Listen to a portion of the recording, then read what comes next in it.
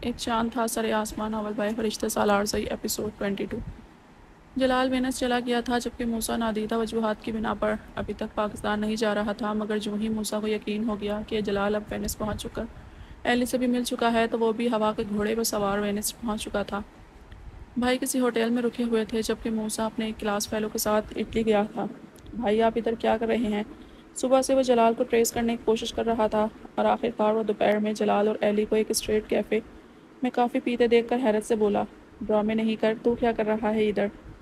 جلال اپنی جگہ سے اٹھ کر اسے کاندھے پر ہاتھ رکھتے ہوئے بولا، جو بھونڈے سے انداز میں حیران ہو رہا تھا۔ بھائی میں میک کے ساتھ آیا ہوں۔ اس نے دور کھڑے میک کی طرف اشارہ کیا جو بیچارہ صبح سے موسیٰ کے ساتھ گھسیٹ رہا تھا۔ مگر تم پاکستان جا رہے تھے۔ جلال نے اسے مشکوک نظروں سے گھورا۔ ایلی ابھی بھی اپنی جگہ پہ بیٹھی تھی اور ان دونوں کو خاموشی سے دیکھ رہی تھی۔ ہاں جا رہا ہوں، پھر میک کے ساتھ اٹلی کا پلان بن گیا۔ اگر اٹلی ہی آنا تھا تو میرے ساتھ آ جاتے، جلال نے اسے گھور کر کہا، پھر میک کو بھی اپنی طرف آنے کا اشارہ کیا۔ بیٹھو۔ نہیں بھائی آپ لوگ بیٹھیں، میں تو بس ایسے ہی ادھر سے گزر رہا تھا، آپ کو دیکھا تو ہم رک گئے۔ وہ عجیب بے ہنگم انداز میں ہاتھ ہلاتے ہوئے اس سب کو اتفاقیہ پیش کرنے کی کوشش کر رہا تھا۔ چل اب فلمیں نہ کر، بیٹھ جا make, you to take a seat. اس نے چوتھی سیٹ میک کو پیش کی تھی۔ تھوڑی دیر بعد کافی پی کر میک جان چھڑا کر بھاگ نکلا اور وہ جو بس گزرتے گزرتے بھائی کو دیکھ کر رک گیا تھا، اب اٹھنے اور جانے کا ارادہ بھلا کر بیٹھا تھا۔ موسیٰ کیا تو میرے ساتھ رہے گا؟ آخر جلال نے اسے گھور کر کہا۔ کیوں بھائی آپ کس کے ساتھ رہ رہے ہیں؟ اس نے جواباً جلال کو مشکوک نظروں سے گھورا۔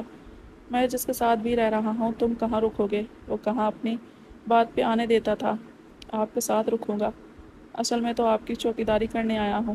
وہ مزید اس کور کو برقرار نہیں رکھ سکا۔ جلال نے اسے خشمگین نظروں سے گھورا تو وہ خجل سا کاندھے اچکا کر رہ گیا۔ اور وہ تیرا پہلا پیار میک کہاں رہے گا؟ جلال کو یقین تھا کہ موسیٰ اور میک دونوں اس کے پلے پڑنے والے ہیں۔ میک بھی کہیں رہ لے گا، اسے میک کی کوئی فکر نہیں تھی۔ چلو ٹھیک ہے ایلی تم چلی جاؤ۔ اس نے ایلی کو گڈ بائے کہا اور اس کو گلے لگتی اپنی گاڑی میں چلی گئی۔ بھائی اس کو کہتے ہیں کہ ہمیں بھی چھوڑ دے۔ موسیٰ نے ناگواری سے ایلی کو جاتے دیکھا، جس نے گاڑی ہونے کے باوجود انہیں لفٹ کی آفر تک نہیں دی تھی۔ وہ کسی کام سے جا رہی ہے۔ جلال نے راستے میں موجود ایک ننھے سے کنکر کو پاؤں سے ٹھوکر مار کر سائڈ پر کیا۔ لوگوں کے راستے سے کنکر ہٹانے کے لیے فکرمند شخص کو اپنی زندگی کی کوئی پرواہ نہیں تھی۔ موسیٰ اس رات اسی کے ساتھ رکا تھا، مگر اسے جلال آج کچھ تھکا تھکا لگا تھا۔ وہ زیادہ بول بھی نہیں رہا تھا، ورنہ جب کبھی وہ دونوں کہیں ایک ساتھ ہوتے، ساری رات آوارہ گردیاں کرتے۔ یورپ کی شاید ہی کوئی مشہور جگہ تھی جو انہوں نے نہ دیکھی ہو۔ بھائی کہیں باہر چلیں۔ موسیٰ کو آدھی رات کو کھجلی ہوئی تو وہ اٹھ بیٹھا۔ جلال بستر پر تھا جبکہ وہ کاؤچ پر تھا۔ جلال کو بستر شیئر کرنے کی عادت نہیں تھی۔ کہاں باہر کسی نائٹ کلب میں، وہ طنزیہ بولا تو موسیٰ کوئی جواب نہ دے سکا۔ بھائی آپ کا موڈ خراب ہے؟ کچھ دیر بعد اس نے سر اٹھا کر نیم اندھیرے میں جلال کا چہرہ دیکھنے کی کوشش کرتے ہوئے پوچھا۔ موسیٰ سو جاؤ ورنہ یہاں سے دفع ہو جا، کیونکہ مجھے نیند آ رہی ہے۔ وہ شاید آج سارا دن اس منحوس ایلی کے ساتھ گھومتا رہا تھا، اسی لیے اب اسے نیند آ رہی تھی۔ موسیٰ کو ایلی ہمیشہ سے زیادہ بری لگی تھی۔ فضول عورت، پتہ نہیں بھائی کی جان کیوں نہیں چھوڑ رہی۔ وہ دیر تک بڑبڑاتا رہا۔ پاکستان والے اس کا انتظار کر رہے تھے اور وہ بیگانی شادی میں عبداللہ دیوانہ کی مثال بنا جلال اور ایلی کے درمیان کسی بات کے ہونے کو روکنے کے جتن کر رہا تھا۔ مجھے یہ گاڑی نہیں لینی، مجھے ریڈ گاڑی لینی ہے۔ کریم انکل کچھ دیر بعد ایک تھیلے میں فراز کی چند گاڑیاں ڈالے آ چکے تھے، مگر اسے کوئی گاڑی پسند آ کر نہ دے رہی تھی۔ آپ بیٹھ جائیں فراز، آپ بھی بیٹھ جائیں۔ وہ تھیلے میں سے گاڑیاں ایک ایک کر کے نکال کر پھینک رہا تھا اور نتیجتاً اس کا پھولا ہوا چہرہ دیکھ کر انکل بھی اس کے سامنے کھڑے تھے۔ منیہا نے فراز کو گھورا۔ یہ ریڈ ہے نا؟ ایک گلابی رنگ کی گاڑی اٹھا کر منیہا نے اس کے سامنے کی، مگر آج کل وہ کچھ زیادہ ہی کلرز میں فرق کرنا سیکھ رہا تھا۔ ماں کو غصے سے گھورا۔ نہیں، پھر منہ بنا کر جواب دیا، انکل آپ نے خواہ اتنی ساری لا دی، اس کو ایک آدھ لے آتے۔ ارے یہ سب میرے بیٹے کی ہیں، ادھر آؤ، میں کل اپنے بیٹے کو اور بھی بہت ساری ریڈ گاڑیاں لا کر دوں گا۔ انکل نے اسے بہلانے کے لیے اپنے گود میں لینا چاہا، مگر وہ ضد کر رہا تھا، اور جب کبھی وہ ضد کر اڑ جاتا پھر آسانی سے جان نہ چھوٹتی تھی۔ فراز، منیہا اس وقت سے گھورنے کے سوا کچھ نہ کر سکتی تھی۔ ارے تم چھوڑ دو، میں اپنے بیٹے سے خود بات کرتا ہوں۔ انکل کے ساتھ اس کی بہت دوستی تھی، اگر 2 دن وہ کبھی نہ آتے تو تیسرے دن وہ خود باہر نکلنے کی کوشش کرتا تھا۔ ہفتے 2 ہفتے بعد انکل اسے کچھ دیر کے لیے گھر بھی لے کر جاتے تھے۔ شروع میں منیحہ اس بات کے لیے راضی نہ ہوتی تھی، پھر ابا کے سمجھانے پر اس نے دل پر پتھر رکھ لیا تھا۔ وہ اب عادی ہو گیا تھا اور یہ بات کہ ہر دفعہ کچھ نہ کچھ توڑ کر اور آنٹی سے ڈانٹ کھا کر واپس آتا تھا۔ آنٹی شاز و نادر ہی یہاں آتی تھیں۔ ایک دفعہ فراز کافی بیمار ہوا، تب بھی وہ انکل کے ساتھ اسے دیکھنے کے لیے آئی تھیں۔ منیحہ کا دھیان نہیں تھا، وہ سیمون کی بات سوچ رہی تھی اور چپ چاپ بیٹھی انکل کے تاثرات پہ غور کر رہی تھی۔ اگر واقعی وہ کچھ ایسا ویسا کر رہا ہے یا کر چکا ہے تو کیا انکل کو مجھے نہیں بتانا چاہیے تھا؟ وہ مسلسل اس کے چہرے پر نظریں گاڑے بیٹھی تھی، جبکہ وہ فراز کو گود میں لیے اس سے یوں باتیں کر رہے تھے جیسے دو ہم عمر لوگ آپس میں باتیں کر رہے ہوں۔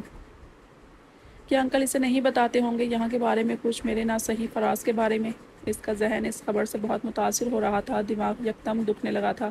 اسے یہ سب کیوں محسوس ہو رہا تھا؟ وہ سمجھنے سے قاصر تھی۔ جلال کی زندگی سے نکلنے یا اسے اپنی زندگی سے خارج کرنے کا فیصلہ تو اس نے اپنی مرضی سے کیا تھا، پھر یہ سن کر اسے دکھ کیوں ہو رہا تھا؟ وہ شوق میں تھی۔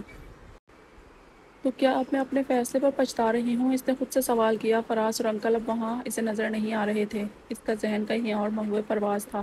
کیا میرا فیصلہ غلط تھا؟ اگر میرا فیصلہ ٹھیک ہے تو مجھے فرق نہیں پڑنا چاہیے۔ وہ جو بھی کرے، اس نے دل ہی دل میں خود کو ڈپٹا۔ میں اس سب سے آگے نکل چکی ہوں۔ میری زندگی میں اب صرف میرا بیٹا ہے۔ اس بے وفا اور بے مروت شخص کے لیے مجھے پریشان نہیں ہونا چاہیے، جس نے ان 3 سالوں میں مڑ کر ایک دفعہ بھی نہیں دیکھا۔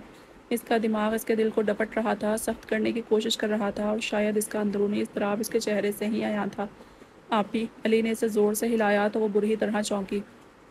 ہاں، کیا ہوا؟ اس نے ہڑبڑا کر دیکھا۔ انکل صوفے پر بیٹھے تھے، فراز سامنے میز پر ساری گاڑیاں تمیز سے رکھ رہا تھا اور علی اس کے ساتھ بیٹھا تھا۔ کیا بات ہے؟ طبیعت ٹھیک ہے آپ کی؟ فراز کب سے بلا رہا ہے آپ کو؟ علی کو تشویش ہوئی۔ ہاں میں ٹھیک ہوں، ویسے ہی کچھ سوچ رہی تھی۔ کیا کہہ رہے ہیں آپ فراز؟ وہ بے ہنگم انداز میں وضاحت دیتی۔ فراز کی جانب متوجہ ہوئی تھی۔ ماما، کیا بمبل بھی ہے نا؟ وہ ایک چھوٹی سی پیلی کار اس کے سامنے کیے پوچھ رہا تھا۔ کون سی بمبل بھی؟ یہ یلو کار ہے۔ وہ اس کے سوال کا پس منظر نہ سن سکی تھی، اسی لیے گاڑی کا کلر بتایا۔ آج کل وہ اسے کلر سینس کرنا سکھا رہی تھی۔ دیکھا، میں نے کہا تھا نا یہ بمبل بھی نہیں ہے، علی نے فراز کو چڑھانے کے لیے کہا۔ نہیں، یہ بمبل بھی ہے۔ وہ برا بنا کر چیخا تھا۔ جب اسے غصہ آتا تو وہ آنکھیں سکیڑ کر اور ناک پھلا کر چیختا تھا، اور دیکھنے میں بے حد پیارا لگتا تھا۔ یہ تو چھوٹی سی کار ہے، بمبل بھی تو بڑی ہوتی ہے۔ علی اور سیمون بہت جی جان سے اسے چڑھاتے تھے، آج بھی وہ اسے چڑھا رہا تھا۔ بمبل بھی کسی مشہور فکشن بالی ووڈ فلم کا حصہ تھی۔ پیلے رنگ کی روبوٹک کار تھی جو فراز کو بہت پسند کرائی گئی تھی۔ علی کے موبائل میں اس کار کی بہت سی ویڈیو کلپس تھیں جو وہ روزانہ کی بنیادوں پر فراز کو دکھاتا تھا، اور علی نے ہی اسے باور کروایا تھا کہ یہ دنیا کی سب سے اچھی کار ہے، اور اب فراز کو یہ کار پسند تھی جو اسے خرید کر بھی علی نے ہی دی تھی۔ یہ تو گم گئی تھی، کہاں سے ملی؟ کچھ دنوں سے یہ لاپتہ تھی اور منیحہ ہر جگہ تلاش کر چکی تھی۔ یہ ادھر گھر چھوڑ آیا تھا فراز، جواب انکل نے دیا تھا۔ ہم اتنے دن سے ڈھونڈ رہے تھے۔ وہ گہری سانس لے کر بولی، ابھی میں کل بازار جاؤں گا اور اپنے لیے ایک پیاری سی بڑی سی بمبل بھی کار لے کر آؤں گا۔ علی نے باقاعدہ ہاتھ پھیلا کر کار کا سائز بتایا۔ نہیں، میری ہے وہ، فراز نے اسے فوراً ٹوکا۔ جی نہیں، آپ کی یہ چھوٹی سی یلو کار ہے، بمبل بھی میری کار ہے، میری سلطان راہی مرحوم کی طرح۔ علی اپنا سینہ بجا کر بولا۔ مقصد فراز کو چھڑانا تھا۔ میں ماروں؟ وہ توقع کے مطابق مرنے مارنے پر اتر آیا تھا۔ بے شک مارو، مگر میں بڑی سی کار لوں گا۔ علی نے اسے چڑھانا جاری رکھا۔ انکل بھی اس کے غصیلے تاثرات دیکھ کر ہنس رہے تھے، جو علی کو کھا جانے والی نظروں سے دیکھ رہا تھا۔ پھر اس سے پہلے کہ علی مزید کچھ کہتا یا منیحہ دونوں کو ٹوکتی، فراز نے ایک بڑی بس اٹھا کر علی کے رخ روشن کی طرف اچھالی جو عین نشانے پر لگی تھی۔ اس کی ناک مبارک سے ٹکرا کر اسے گود میں گری، جبکہ فراز ابھی بھی غصے اور منتقم مزاجی سے گھور رہا تھا۔ منیحہ اور انکل کی چیخ بے ساختہ تھی۔ علی کو ناک کی ہڈی پہ وہ پلاسٹک کی بھاری گاڑی لگی تھی اور کافی دیر تک وہ کچھ بھی نہ بول سکا، جبکہ منیحہ سر پکڑ کر رہ گئی۔ فراز ابھی سے اتنا برا رد عمل دیتا تھا، بڑا ہو کر نہ جانے کیا کچھ کرتا۔ کتنی دفعہ کہا ہے اس کے ساتھ تمیز سے پیش آیا کرو، اس قسم کی حرکتیں اسے بگاڑ رہی ہیں۔ منیحہ چاہ کر بھی اپنا غصہ قابو میں نہ رکھ پائی۔ علی کا دھیان اپنی ناک کی طرف تھا، جبکہ انکل نے اسے ٹوکا۔ کچھ نہیں ہوتا، بچہ ہے، آئندہ نہیں کرے گا، ٹھیک ہے نا فراز؟ انہوں نے اسے اپنی گود میں لے کر دانستہ کہا، مگر وہ ابھی بھی علی کو غصے سے گھور رہا تھا۔ احسان فراموش آدمی، میری ناک توڑ دی۔ اچھا، سوری بول رہا ہے فراز، آئندہ نہیں کرے گا۔ انکل اس کی جانب سے سوری بول رہے تھے، مگر فراز کا ایسا کوئی ارادہ نہیں تھا۔ وہ ابھی بھی اپنی بمبلی بی کو ہاتھ میں لیے بیٹھا تھا۔ میں کیا کروں اس کا؟ میں نہ اس کے باپ کو بدل سکی، نہ اس سے بدل سکتی ہوں۔ وہ سخت مایوسی کا شکار تھی۔ اس کا دل بری طرح ٹوٹا تھا، جو بھی تھا۔ شاید ابھی اس کے دل کو شاید جلال سے کچھ امیدیں تھیں۔ اگلے دن اس نے ابا کو تشویش زدہ لہجے میں اماں سے بات کرتے پایا۔ وہ جلال اور اس کی مبینہ شادی کے متعلق بات کر رہے تھے، اور اگر ایسا ہوا تو میں کریم صاحب سے سیدھی سیدھی بات کروں گا۔ منیہا اپنی زندگی کیوں لاپرواہی کی شخص کے لیے برباد کرے؟ میری بچی کا بھی زندگی پہ کچھ حق ہے۔ منیہا کے ناتواں دل پہ یہ آخری ضرب تھی۔ ابا جس حق اور جس سیدھی بات کا ذکر کر رہے تھے وہ اتنی ناسمجھ نہیں تھی کہ سمجھ نہ پاتی، مگر مسئلہ اس کے دل کا تھا جسے ایک پل پہ قرار نہ آ رہا تھا۔ جو بھی ہوا تھا اور جیسے بھی ہوا تھا، مگر ابھی تک اس نے اس سے بغیر زندگی کا تصور نہیں کیا تھا۔ اسے لگتا تھا مایوسی کی یہ کالی رات چھوٹ جائے گی اور صبح کا سویرا ابھرے گا، جلال اس کی جانب پلٹے گا ایک اچھا انسان بن کر، مگر یہاں تو سب ایک سراب ثابت ہوا تھا۔ وہ تو زندگی کے مزے لوٹ رہا تھا۔ وہ سچ کہتا تھا، منیہا میں زیادہ دیر چیزوں کا دکھ نہیں مناتا، میں منا ہی نہیں سکتا۔ منیہا مجھے رونے دھونے اور پچھتانے والے لوگوں سے چڑ ہے یار، بندے کو اپنی زندگی انجوائے کرنی چاہیے۔ میرا تو ایک اصول ہے، زندگی میں ہر وہ کام کرو جو آپ کرنا چاہتے ہیں، دنیا جائے بھاڑ میں۔ وہ سب باتیں جب وہ اس وقت سرسری انداز میں کہتا تھا، اب اس نے درست ثابت کر دی تھی۔ اسے واقعی لوگوں اور چیزوں کو غم منانے کی عادت نہ تھی۔ جسے منیہا اس کی محبت سے تعبیر کیا تھا، وہ سب اس کا زندگی انجوائے کرنے کا صرف ایک طریقہ تھا۔ منیہا بی بی، یہ سب تمہارا اپنا فیصلہ تھا، اب کیوں دکھی ہو رہی ہو؟ یہی چاہتی تھی تم۔ اب تو وہ خود ہی چلا گیا ہے اپنی زندگی جینے، تم بھی اپنی مرضی سے جیو۔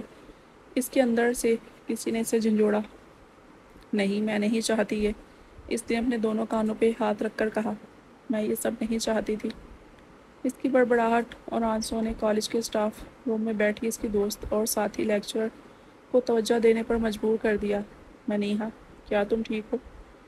اوہ ہاں، میں ٹھیک ہوں۔ اسے ہوش کی دنیا میں آ کر احساس ہوا کہ وہ رو رہی تھی اور باقی سب بھی اس کی جانب حیرت سے دیکھ رہے تھے۔ تمہاری طبیعت ٹھیک نہیں لگ رہی مجھے۔ سمیرہ نے اس کا ہاتھ تھاما تو وہ بہت گرم ہو رہا تھا۔ اس نے 2 انگلیوں سے منیہا کا ماتھا چھوا۔ تم تو تپ رہی ہو۔ نہیں، میرے سر میں درد تھا، وہ وضاحت دیتے ہوئے بولی۔ تمہیں بخار ہو رہا ہے اور آنکھوں سے پانی بھی نکل رہا ہے۔ سمیرہ نے اسے گھورا۔ ہاں، بس ہلکا ہلکا فیل ہو رہا ہے۔ وہ چہرہ صاف کر چکی تھی، نظریں چراتے ہوئے بولی۔ اگر بخار تھا تو آف کر لیتی۔ نہیں، ٹھیک ہوں میں۔ اس نے ٹالنا چاہا۔ ٹھیک کہاں ہو، سر تپ رہا ہے تمہارا اور ہاتھ ٹھنڈے ٹھار ہو رہے ہیں۔ سمیرہ کو اس کی بات پہ یقین نہیں آیا۔ گھر چلی جاؤ، ایک دوسری ٹیچر نے مشورہ دیا تھا اور منیہا نے محسوس کیا کہ یہی بہتر تھا۔ اس وقت وہ اپنی اندرونی حالت کسی پہ بھی عیاں نہ کرنا چاہتی تھی، اس لیے وہاں سے فرار اختیار کرنا ہی بہتر تھا۔ وہ کالج کی گاڑی پہ گھر آ گئی، مگر رات تک اس کا بخار شدت اختیار کر چکا تھا۔ صبح وہ معمول کے مطابق فریش تھا۔ فیصلہ ہوا تھا کہ وینس کی گلیوں میں گشت کریں گے اور وہاں کے مشہور کشمیری ریسٹورنٹ کو ٹریس کر کے وہاں پہ دوپہر کا کھانا کھایا جائے گا۔ جلال نہ جانے کس کام سے آیا تھا، مگر موسیٰ کا تو فقط ایک ہی کام تھا اور وہ تھا جلال کی چوکیداری، جو وہ بھی کر رہا تھا۔ صبح جلال اسے فریش ہونے کا کہہ کر کہیں گیا تھا اور کافی دیر بعد لوٹا۔ موسیٰ کو یقین تھا وہ ایلی کے ساتھ گیا ہوگا، مگر کچھ دیر بعد وہ واپس آیا تو اسی حلیے میں تھا جس حلیے میں رات کو سویا تھا۔ اسی لیے موسیٰ کا شک دور ہو گیا۔ اگر وہ ایلی کے ساتھ جاتا تو اتنی جلدی واپس نہ آتا، دوسرا بہتر حلیے میں جاتا۔ سچ شکر کہ ایلی سے جان چھوٹی ہوئی تھی، وہ اپنے ماں باپ اور بہن کے ساتھ رہ رہی تھی۔ جلال تم رکو، میں ابھی کچھ دیر تک آتا ہوں۔ آخر جب انہوں نے کشمیری ریسٹورنٹ دریافت کر ہی لیا تو جلال کا فون یکدم بجا تھا۔ فون پہ کچھ دیر بات کرنے کے بعد وہ تیزی میں دکھتا تھا۔ بھائی میں ابھی چلتا ہوں آپ کے ساتھ۔ نہیں موسیٰ، میں بس تھوڑی دیر میں آ رہا ہوں۔ وہ تیزی سے چلتا مین سڑک کی طرف گیا، وہاں ٹیکسی روکی اور اس میں سوار ہو گیا۔ چند پل کو اسی ریسٹورنٹ کی ایک میز کے گرد رکھی کرسیوں میں بیٹھا اسے دیکھتا رہا موسیٰ۔ اس کا انتظار کرنا موسیٰ کی مجبوری تھی، مگر پھر اس کے دل نے اسے اجازت نہیں دی۔ وہ بہت تیزی سے بھاگتا ہوا آیا، جلدی میں سڑک کے بیچ کھڑے ہو کر ٹیکسی روکی اور ڈرائیور کو جلال کا پیچھا کرنے کا کہا۔ وہ نہیں جانتا تھا کہ وہ اتنی جلدی کیوں کر رہا ہے، بظاہر اس کی کوئی وجہ بھی نہیں تھی، مگر وہ پھر بھی جلال کے پیچھے جا رہا تھا۔ اور کچھ ہی دیر میں جلال ایک سڑک کی طرف کھڑا اسے نظر آ گیا۔ وہ کسی لڑکی کے ساتھ کھڑا باتیں کر رہا تھا۔ وہاں سے اسے وہیں چھوڑ کر واپس اپنی اسی ٹیکسی میں بیٹھ گیا۔ لڑکی نہ جانے کون تھی جو جلال کے پیچھے سے آوازیں دے رہی تھی۔ تب تک موسیٰ کی ٹیکسی بھی قریب پہنچ چکی تھی۔ وہ کوئی مقامی لڑکی تھی جو اب جلال کی ٹیکسی کو ناگواری سے دیکھ رہی تھی، اور جب تک موسیٰ پھر سے اس تک پہنچتا، وہاں موجود منظر دیکھ کر وہ لرز کر رہ گیا۔ جلال 2 لڑکوں کے ساتھ گتھم گتھا تھا۔ ایلی خوفزدہ سے پاس کھڑی تھی۔ راہگیر ان کو چھڑانے کی کوشش کر رہے تھے، مگر جلال پاگل ہو رہا تھا۔ موسیٰ نے چند پل کے لیے ہونکوں کی طرح اس عجیب و غریب صورتحال کو دیکھا، پھر آؤ دیکھا نہ تاؤ وہ اس جھڑمٹ میں کود گیا۔ کچھ دیر تک وہ جتنا ممکن تھا جلال کا ساتھ دیتا رہا۔ اس پہ ایک جنون سوار تھا، ایسا جنون جو آج پہلے کبھی محسوس نہ ہوا۔ 5 منٹ بعد پولیس کی گاڑی کا سائرن بجا تو ان سب نے ایک دوسرے کو چھوڑ دیا۔ پولیس کی گاڑی سے اسٹریٹ کے سرے پر نظر آ رہی تھی۔ ان چاروں نے ہی دوڑ لگا دی۔ 10 منٹ بے وجہ اور تیز رفتاری سے بھاگنے کے بعد انہوں نے خود کو کسی عجیب ہی علاقے میں پایا۔